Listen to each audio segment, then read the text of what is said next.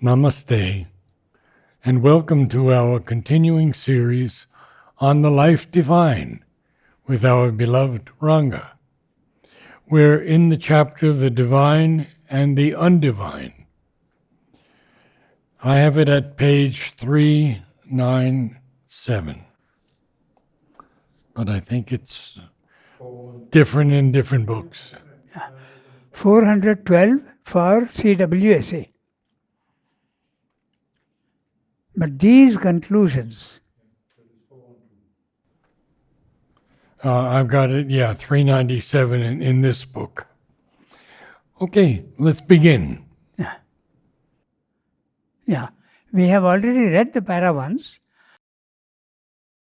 To get the sense of continuity, I will tell you in summary what he said earlier in the previous paragraph. In the previous paragraph, what he has said is,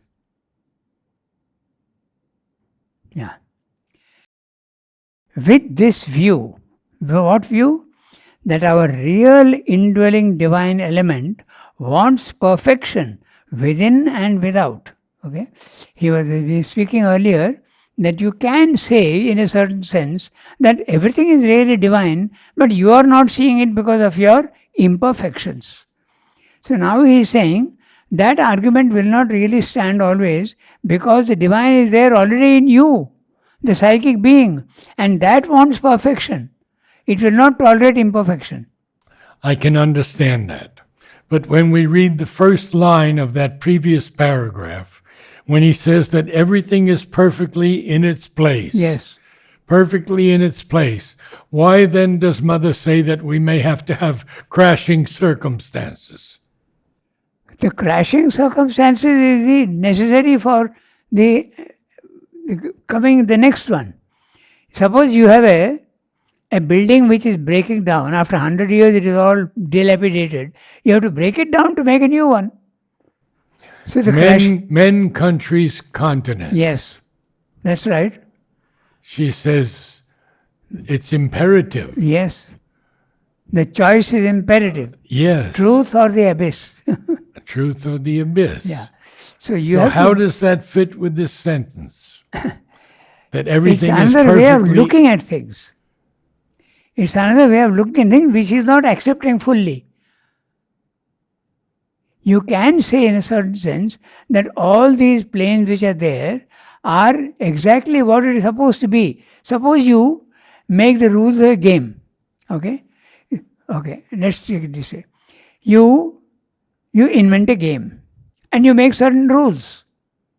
Now while you are playing, some players may say, I don't like these rules. But you say, no, that's the way I have built it. You have to play the game according to the rules played. So that's what is meant by everything is in place. Everything is as it was intended to be. But some don't play by the rules. Pardon? Some do not play by the rules and some cheat. There are plenty of human beings. Playing by the rules means doing yoga. Playing not by the rules means not doing yoga.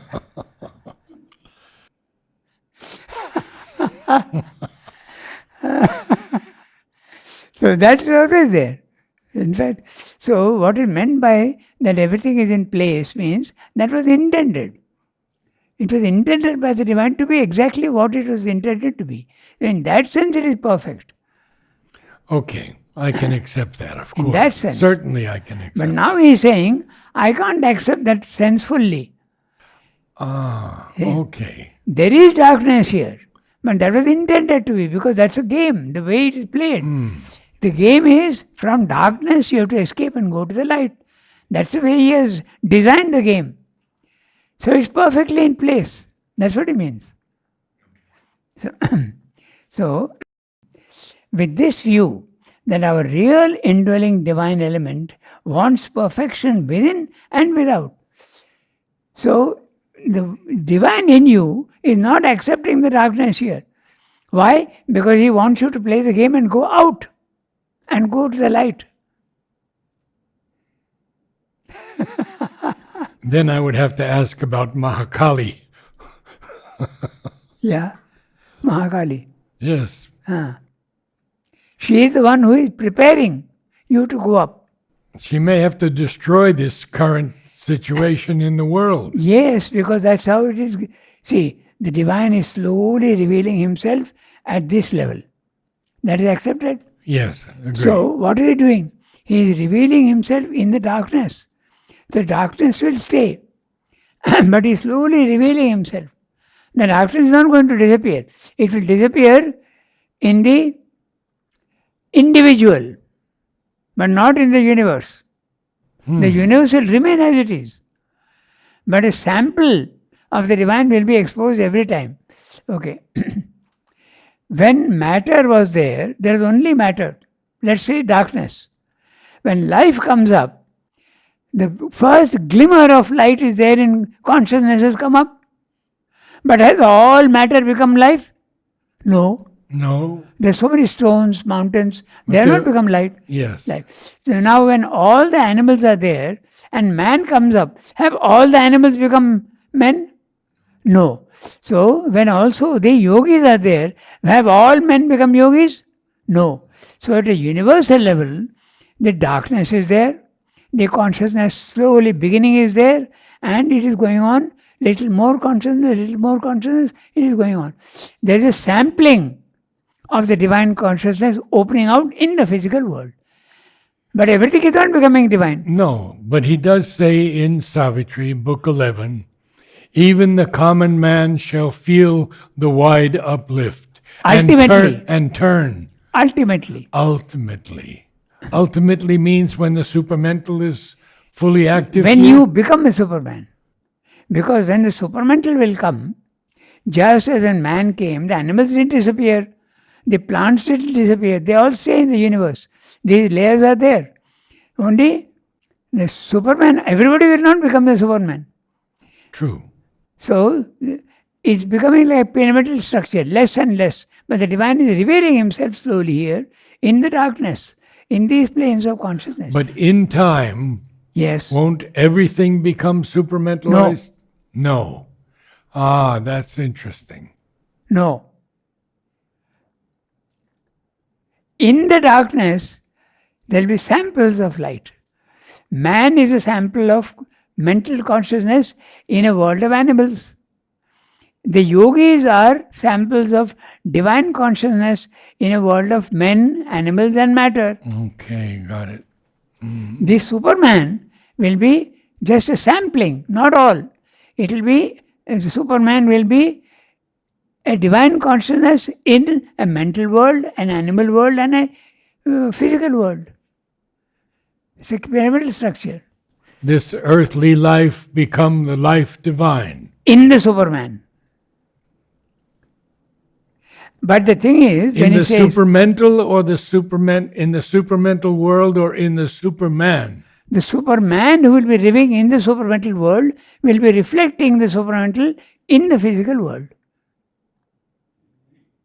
Just as man with his mental consciousness is far different from the animal, but he is coexisting. Understand, yeah. Exactly in the same way, the supermental being will coexist with men, animals, and plants, etc. I'm clear on that. But what about that line? This earthly life become the life divine. That's exactly what is meant. The life divine will, the earthly life will become life divine. In the earthly life, there will be the life divine in the Superman. But one thing is there. When the supermental comes, everybody will be helped down the line. Yes, of course. Just as when man has come, the animals are helped to a certain extent. Because when they associate with human beings, their evolution becomes faster. Their evolution becomes faster. I'm not sure. Cats, okay? Yes, but let's look at this. Mother says that she says a cow will go grazing along the road Okay. and will never eat a poisoned That is instinct. plant. That's But- not consciousness. But man will give it poisoned plant and it will eat it. Yeah. But the animal instinct is not consciousness. It is consciousness at a very low level. Okay.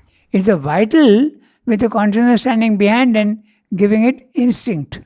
Do this mechanically, not consciously. Okay. The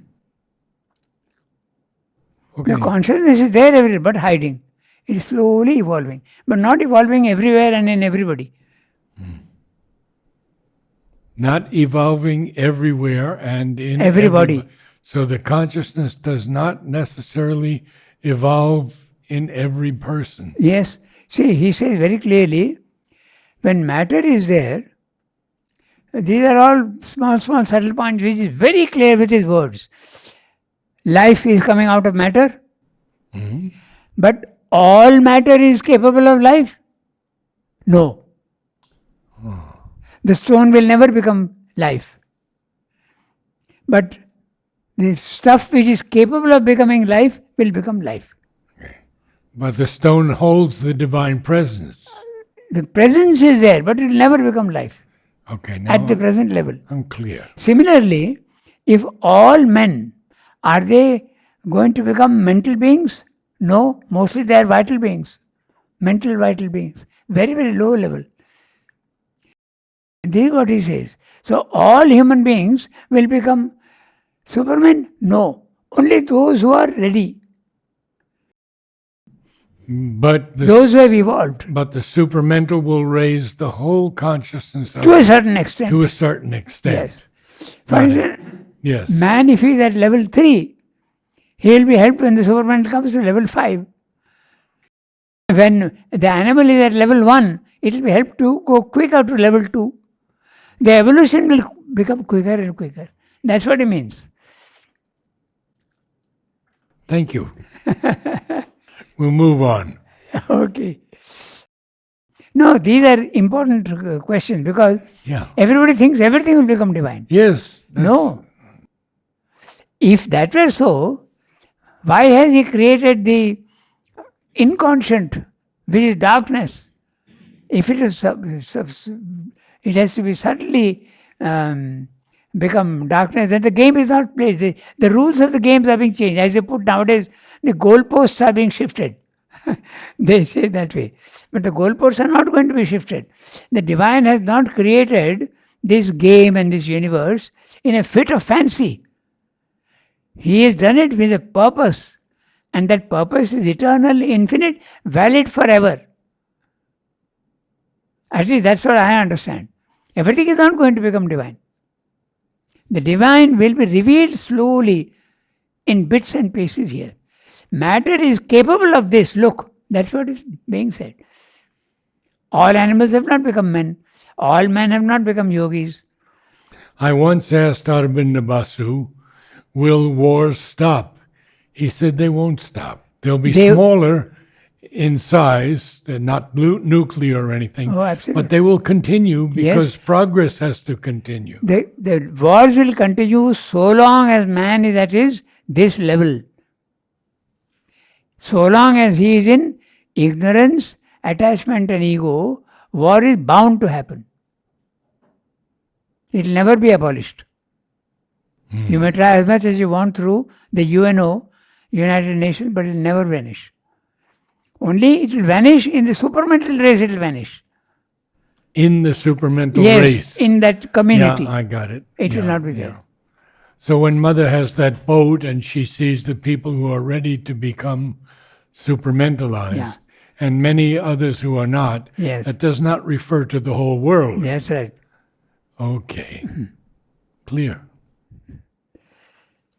So we come back to our divine and undivine.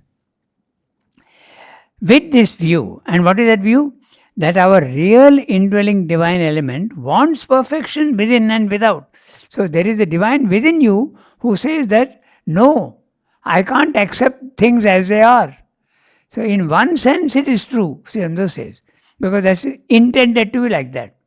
But now the human being, the psychic in you says, I want perfection within and without. That means there must be perfect justice, there must be perfect love. So that will be possible in a sampling, not everybody. Everybody will be helped, but there will be an upward evolution. And that upward evolution, there will be some who will be capable of that. Just as now, in humanity, only some are capable of pure reason and logic. Everybody is not capable of logic. Exactly in the same way, in the higher plane also.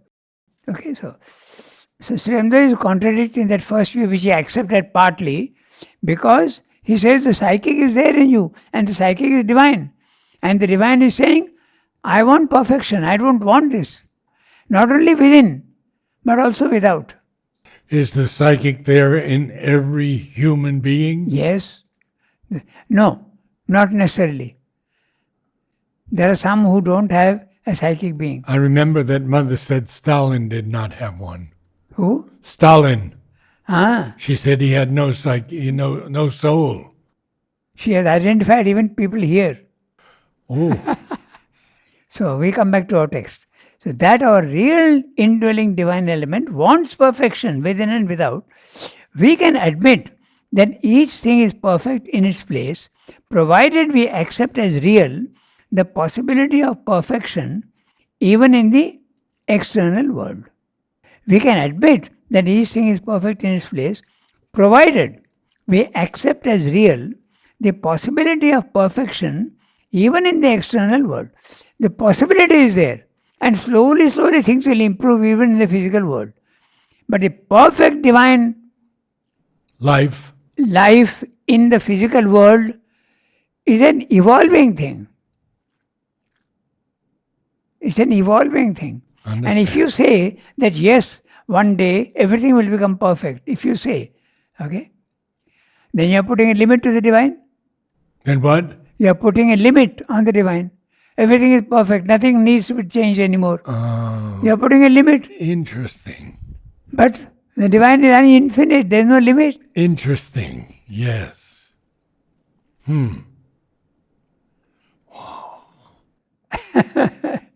So, provided we accept as real the possibility of perfection even in the external world, what exists is justifiable, even if imperfect, when placed in relation to what will be in future.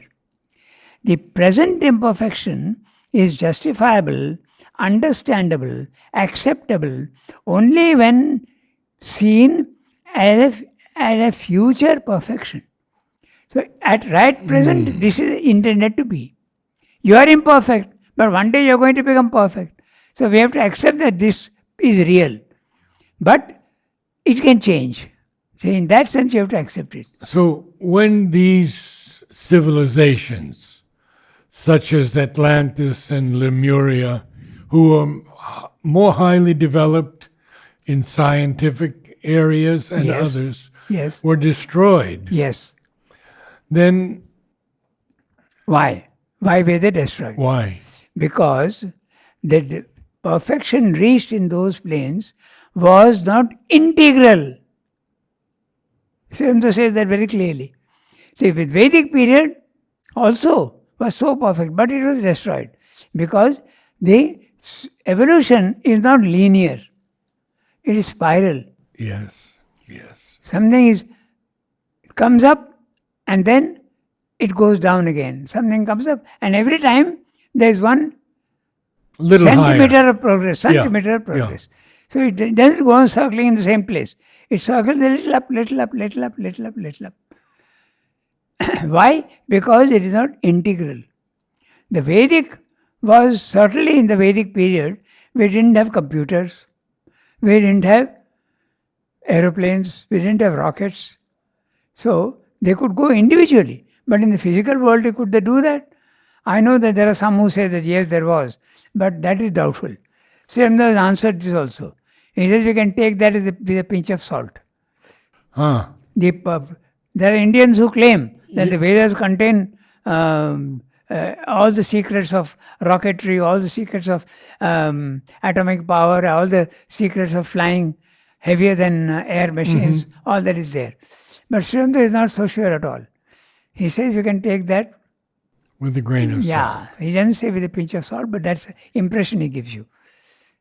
There was development, but individual human development, but not in the physical world also there was a lot, okay?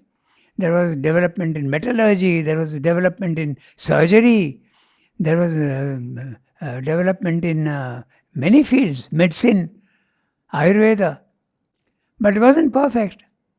Now it is far, far better. You can't deny that. There was no electricity even at that time. It's so simple. So that had to come. So, okay, you have gone up to that level. Now develop this. So this goes down and that development comes up.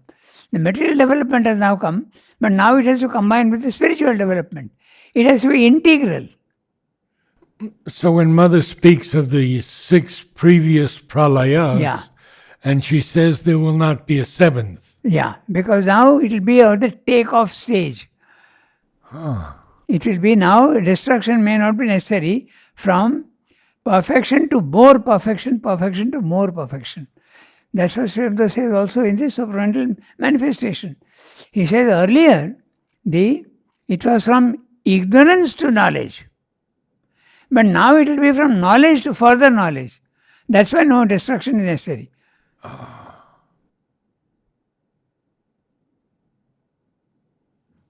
Make sense? Thank you.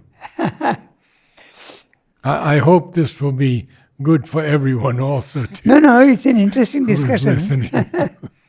You've spoken very beautifully. Thank you.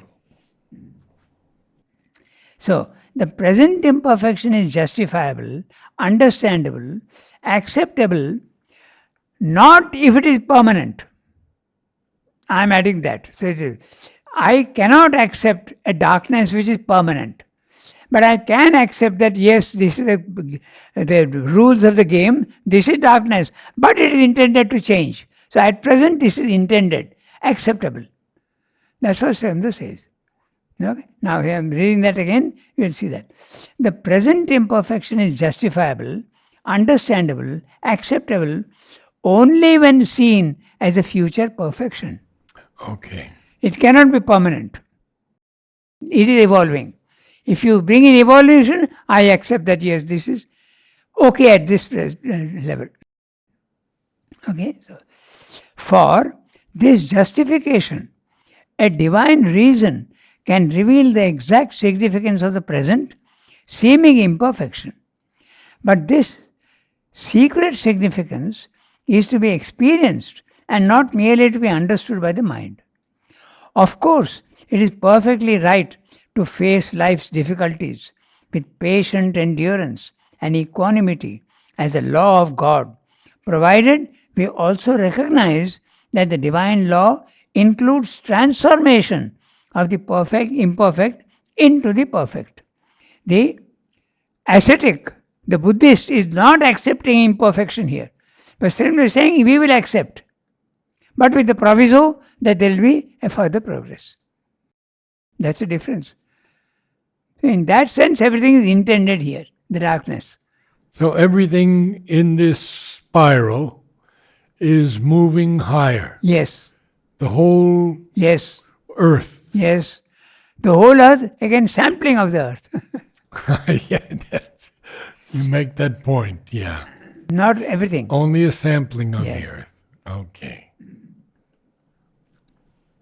So, provided we recognize that the divine law includes transformation of the imperfect into the perfect.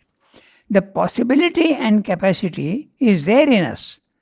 So that's why we can accept the darkness is there, and man has to struggle and accept it as God's will. That he says, okay? The imperfections are shown to us as the initial disguises, not as finalities. That's exactly what Sri Aurobindo is saying. These are my words, but he's saying that the imperfection are disguises, and you have to find the real presence, divine presence behind the disguises. That's a game. That's the rules of the game. That's how it is made. So it's acceptable. Don't complain that this is permanently, I am in ignorance. That would be very unfair. But the divine is not unfair. He's saying, let's play the game. Yeah, darkness, out of darkness you come. This is something very easy to understand. Even when you're playing computer games, level 1 is very easy. Level 1 is easy. You come to level 2, slightly more difficult. And one who is really interested in solving, he wants to go to level 3, level 4, level 5. The divine has put level infinite here for you to conquer. Right? So, the imperfections are shown to us as initial disguises, not as finalities. The soul in man sees the imperfect, lights the flame of aspiration, urges us upwards to get rid of the outer robes and reveal the secret perfect divine everywhere. This is what he said in the previous para. Our present nature is transitional, not final. What is not acceptable is finality. But it is not final, so we accept the divine. The Buddhist is not accepting. So he is okay. He is not playing the game. He wants to go away there, fine. Same, there is no objection.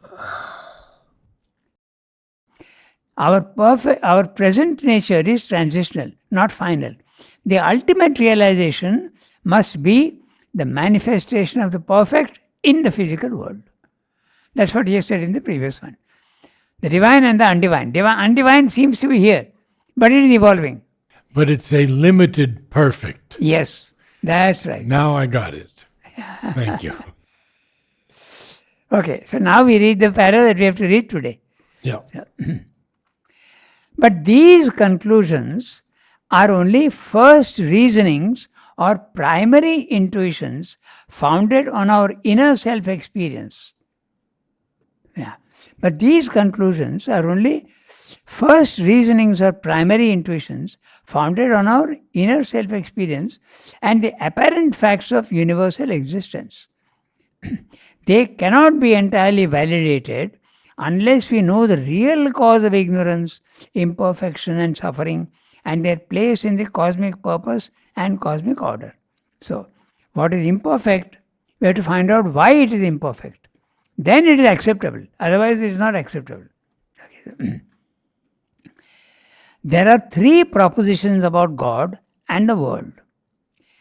If we admit the divine existence. So, Sandhya is saying, we won't start with those who don't believe in God. But if you believe in God, there are three ways of putting this problem. Okay, so they cannot be entirely, if we admit the divine. The three propositions, what are they?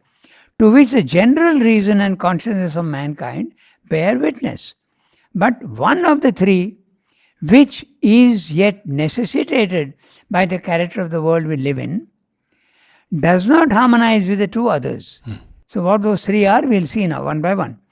And by this disharmony, the human mind is thrown into great perplexities of contradiction and driven to doubt and denial.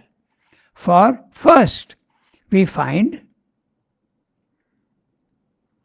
affirmed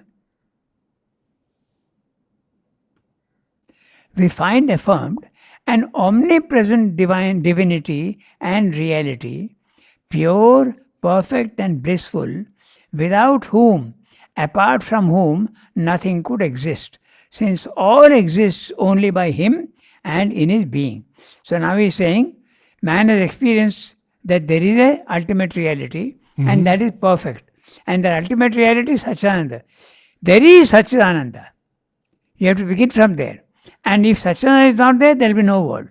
So you begin, this is the first proposition. Okay? There is a divine. There are many who say there is no divine, but he is not considered in those people at all. For them, the imperfection is perfect. Existentialism and others. Yeah. Okay, so we find first affirmed an omnipresent divinity, omnipresent, everywhere is there, and reality, pure, perfect and blissful, without whom, apart from whom, nothing could exist, since all exists only by him and his being. He is talking of the Advaita philosophy. All thinking on the subject that is not atheistic or materialistic, or else primitive and anthropomorphic, has to start from this admission or to arrive at this fundamental concept that there is God. You have to start from there. Okay. If you want to explain the divine and the undivine. If you are not interested, fine, no problem. But if you are interested, start from this, that there is a divine. Okay. So, all thinking on the subject that is not atheistic, materialistic, or else primitive and anthropomorphic. Even remove the anthropomorphic. That also is removing. Okay? And primitive also. You have to start from a fairly reasonable proposition that there is a divine and that's a Satchidananda. And it's there everywhere. But this interesting point that you made, that the Buddhist doesn't want to play the game. Yeah, that's right. And so he escapes into the divine. Yes. Which is perfectly But acceptable. he doesn't accept the divine also. The Buddhists don't accept the divine also. They only accept a state of consciousness where there is no suffering. Yes. Okay. The ascetic may accept. The Mayavadin may accept a divine. But the Buddhists, no. So, for this omnipresence. Now, so you have to start from this. The focus must be very clear. We are trying to understand the divine and the undivine. So he has told you many, many theories of the undivine. Now he's saying, let's examine how this darkness and imperfection came into existence. So first we start from the theory, from a premise, a hypothesis that there is a divine. If you challenge and say, no, there is no divine, that's different. Then for you the question of divine and undivine doesn't even arise. Okay? This undivine is perfect, but we are saying that there is divine and undivine. So he is not considering the materialist, he is not considering the atheist, he is not considering because they are irrelevant to the problem. Okay? So he is even eliminating the primitive and also the anthropomorphic. Anthropomorphic, God is made in the image of man. He is like man. The qualities of man are extended to that which is not man, either God or animals. That's anthropomorphy. This was Rudolf Steiner's philosophy, anthropomorphism. Okay. Mother did not like Steiner. She didn't, but she didn't like Tolstoy either.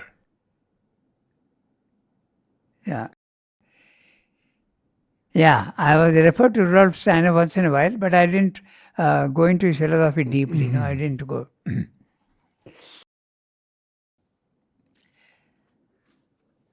So, it is true that certain religions seem to suppose an extra cosmic deity who has created a world outside and apart from his own existence.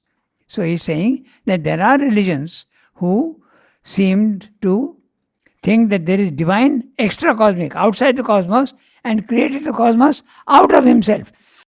But what does Advaita say? Omnipresent. Yes. The divine is there and he is creating the divine, he is creating the world within himself, not outside. Okay?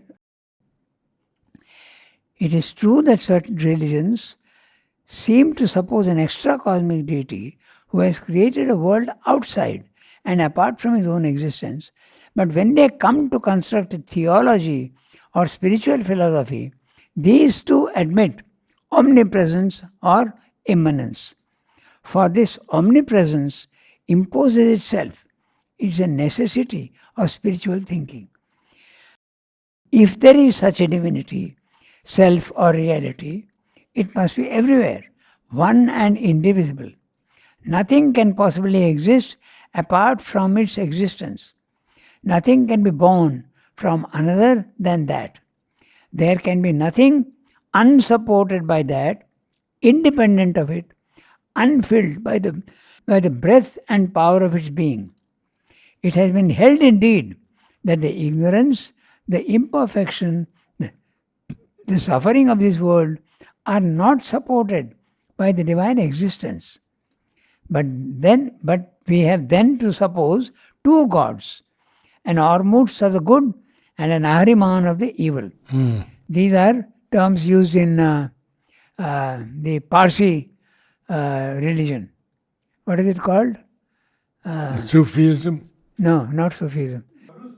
Zoroastrianism. Zoroastrianism. Zoroastrianism. Zoroastrianism. That's yes. it. So they have an Ormuzd and a Ahriman. They're good and evil. Many other philosophies also have that. Manichaeism also has the same philosophy. Okay, so then you have to suppose two gods, an Ormuzd of the good and an Ahriman of the evil, or perhaps a perfect supracosmic and immanent being and an imperfect cosmic demiurge or separate undivine nature. This is a possible conception, but improbable to our highest existence. It can only be, at most, a subordinate aspect, not the original truth or the whole truth of things. Why?